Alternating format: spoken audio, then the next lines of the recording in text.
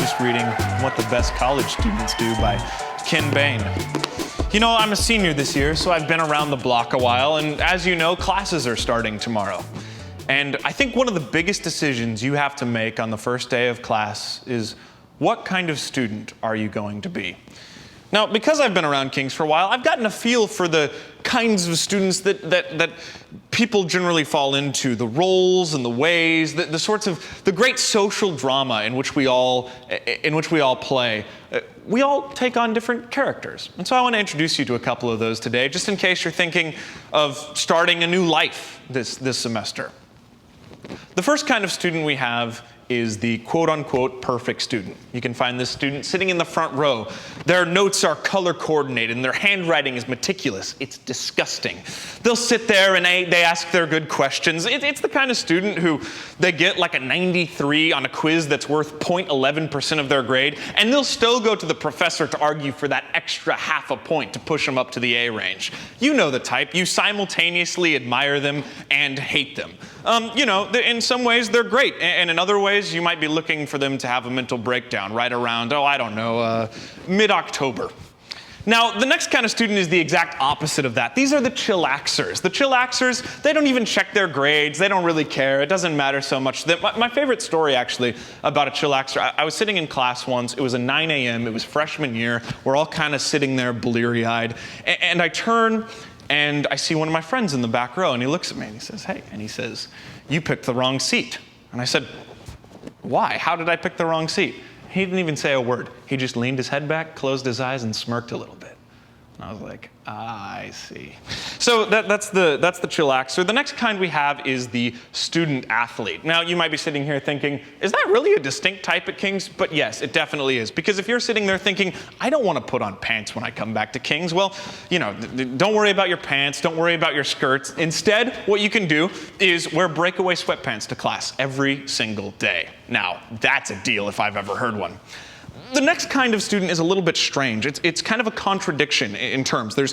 Because they're simultaneously stressed out and flexing. I like to call them the strexers. The strexers are those people who come up to you and brag about how anxious they are. You can often find them at the vending machine with a large coffee in one hand, reaching down to pull out their Red Bull. And they'll look at you and they'll say, "I only got 30 minutes of sleep last night." And you'll be like, "Why?" And they'll be like, "Because of Dr. Brand's research paper. I had to write it all night long." Of course, they won't mention the fact that they spent half the night procrastinating and watching Netflix, but we'll leave that aside. The next kind of student I want to introduce to you is the philosophy major. You're actually unlikely to run into any of these anywhere. And the final type of student is the confused student. Look, we've all been there because sometimes professors catch us off guard. One of my favorite moments with a confused student was also freshman year. It was in Dr. Johnson's Hebrew Lit class. And this student, they raised their hand and they were talking about, you know, part of the intricacies of the text and about the nature of God. And one student raised their hand, they say, "What about the Trinity?" And Dr. Johnson, a little smirk on his face, turns around and says, "What's the Trinity?" And the student says, the Trinity. And Dr. Johnson says, "The what?"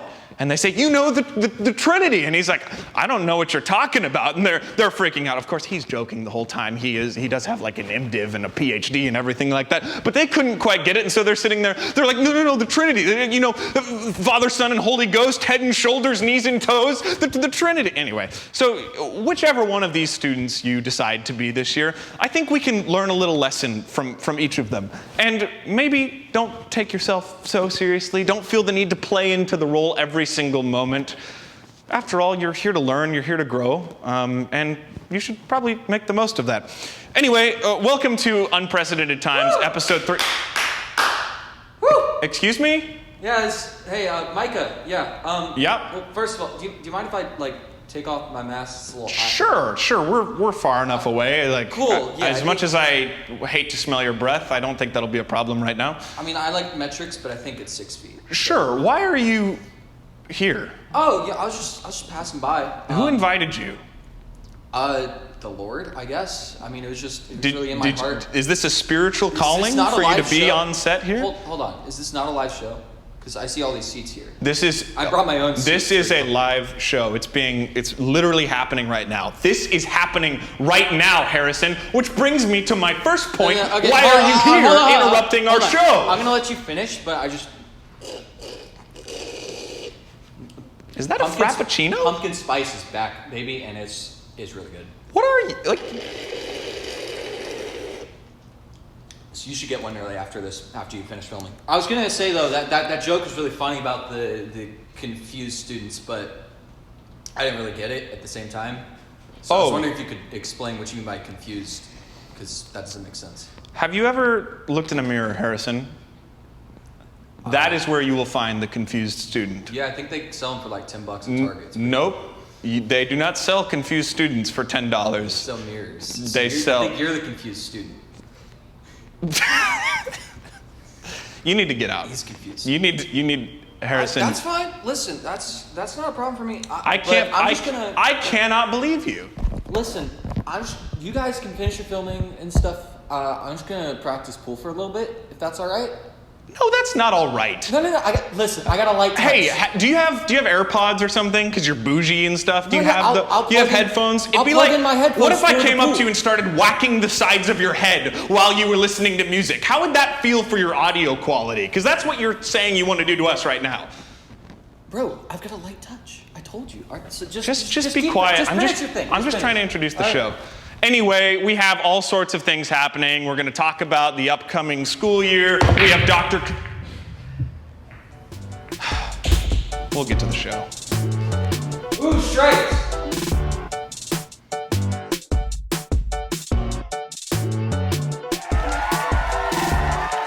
Hey guys! So I know you're probably looking at your syllabi right now and thinking, wow, I have a lot to read this year. And you know what? Micah and I want to help you out and give you some one-sentence summaries of some of the books you'll be reading. Yeah? Ready? Let's go. Sin, pride, and self-acceptance. The only thing worse than your overwhelming arrogance is your incurable anxiety. Confessions. Sinful child steals pears, then chronicles his lustful escapades. The apology. Grumpy old man on death row definitely does not apologize, says he deserves a banquet instead. Principles of microeconomics. Professor writes his own textbook and provides another textbook on top of it. True friendship. If you ever had it, you left it behind when you moved to New York City. The Republic of Plato. You'll read it 7 times, yet realize you will never escape the cave. 12 rules for life. A different grumpy old man tells you how to become the hunky lobster you always dreamed of. A conflict of visions. Now this is a dense one, so bear with me. Part 1. 2 people, different visions, different ideas. Part 2. 2 people, different visions, different ideas. And part 3, 2 people, different visions, different ideas. You get the point. Brave New World. Ironically, neither brave nor new, actually just a lot like 2020. And finally, have smartphones destroyed a generation? Yes.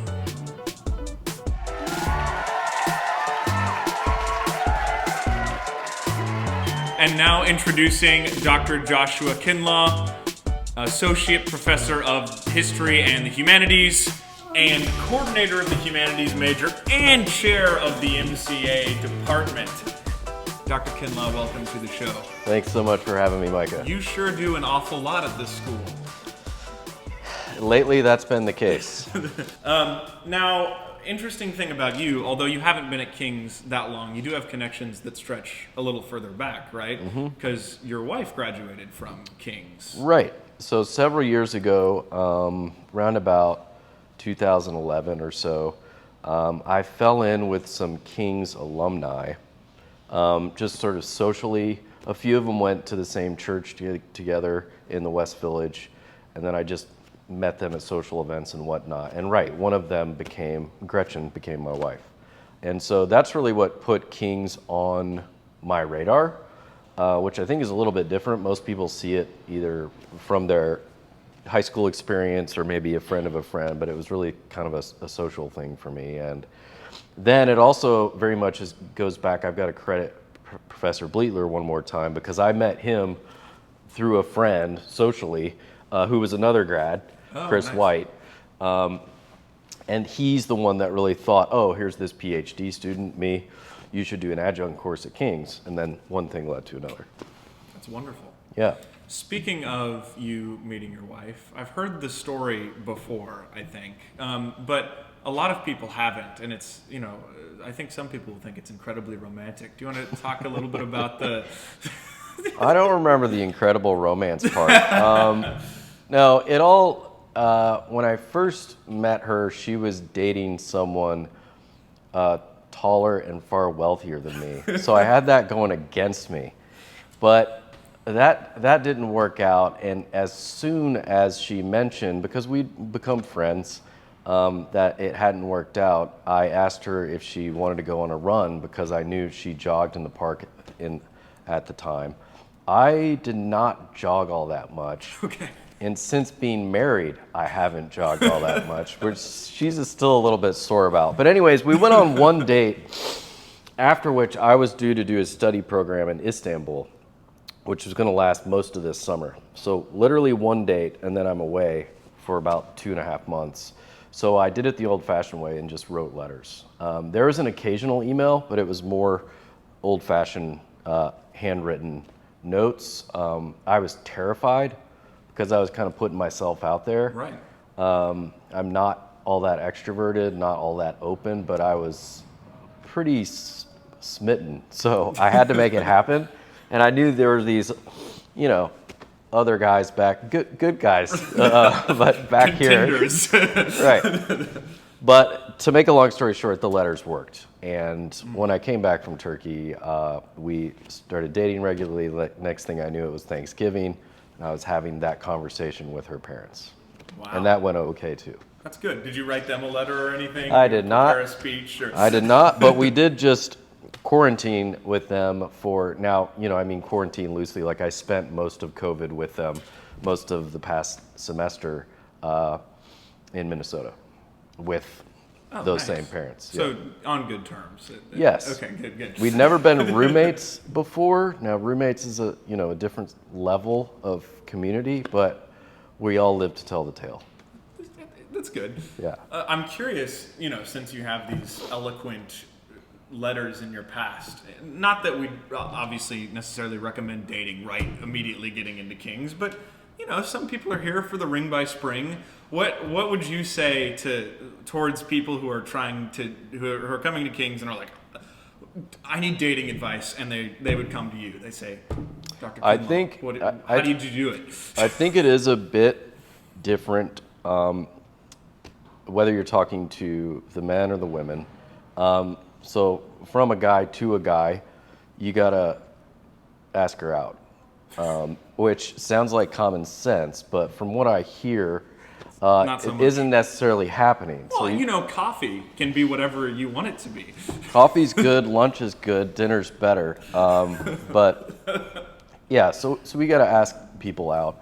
My wife and I were talking about this recently. She actually went through a phase, late college, early postgraduate life, where she made a decision, a policy that she was just going to basically say yes to anyone, at least to anyone she knew.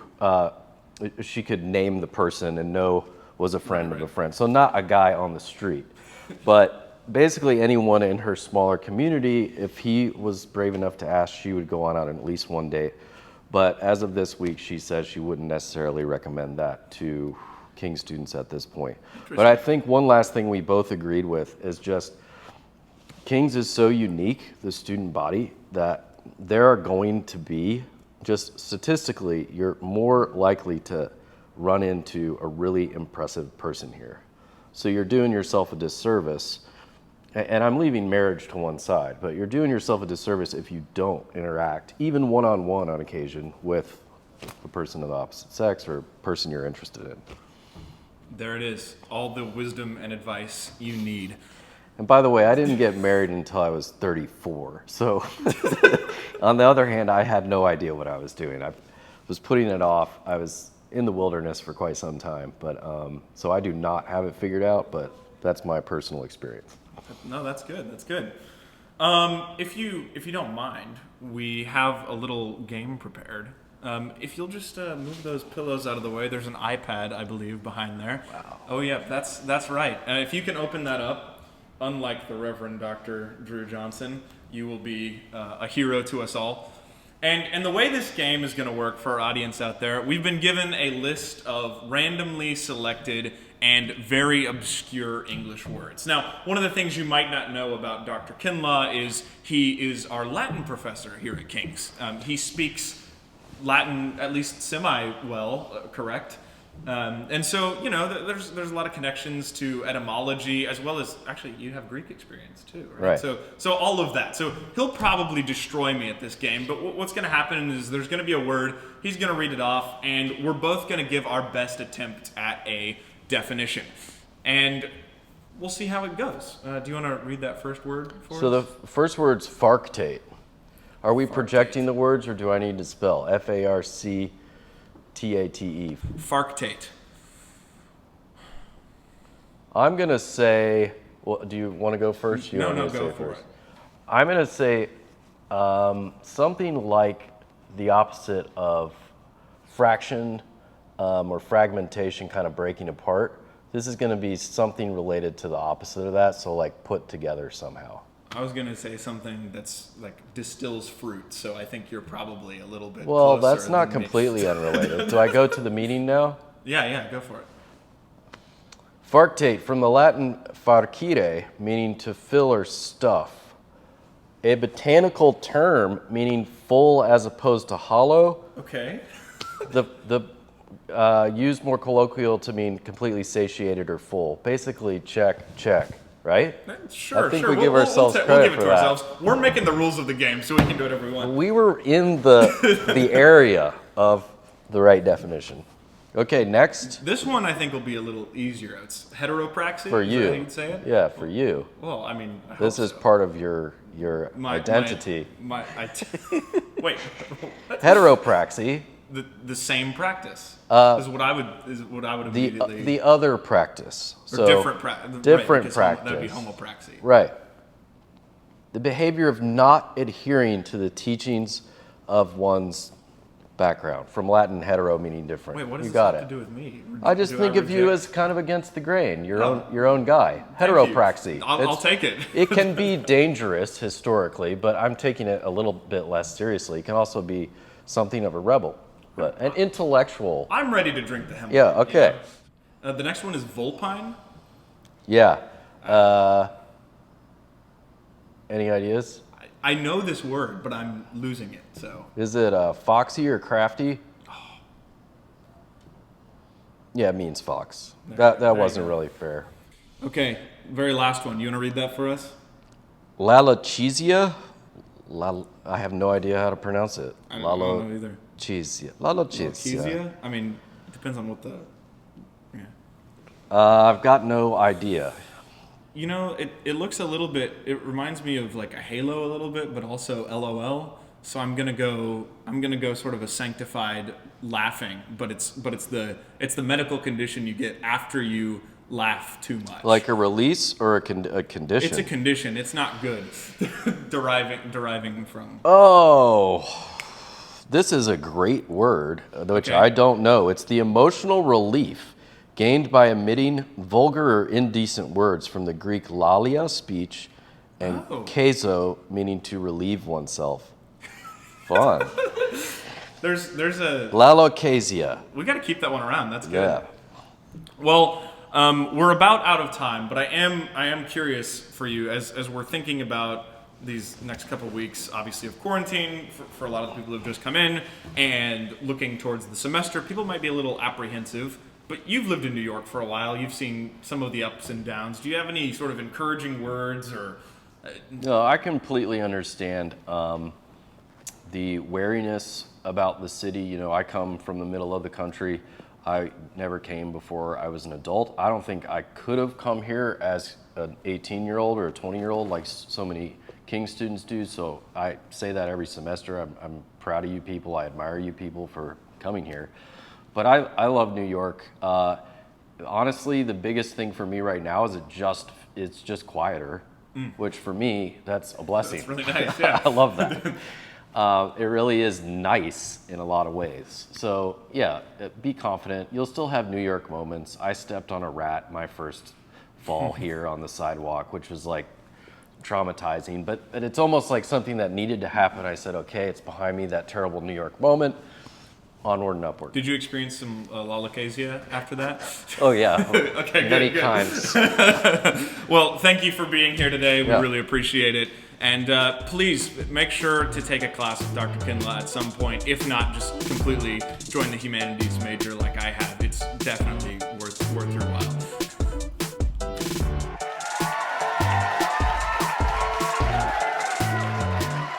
Wow, that was a great episode. We had Professor Kinlaw, an unexpected guest who snuck into the studio. Feeling good about today. Oh, so good. Yeah. Yep, for Yeah. sure. And we're not even finished. We have Doc's Daily Dose right now. Hello, friends. Doc here with your daily dose of humor and encouragement. I was just admiring my collectible Snow White and the Seven Dwarfs Pez dispenser set, given to me by one of our alumni, in fact, one of my former teaching assistants, John Hummel. You wouldn't recognize his name, of course, but he's a wonderful person changing lives in the name of Yeshua. Anywho, I was reminded by this simple little Pez set. You should look for little things like this in your life too. To whistle while you work. Now that might be easy today because we're not very far into the semester. But as things go along a little bit farther and edging toward midterms and all that good kind of stuff, what's going to happen is it's going to pile up and it may be a little bit harder to whistle while you work. But that's exactly why you need to do it. All right, Doc's Daily Dose. Don't forget to whistle. Doc is amazing. Okay, well, don't forget, guys, you can still submit 1 to 5 second videos. Just click the link on TKC Council's bio on Instagram. Get those in so you can be featured in today's show.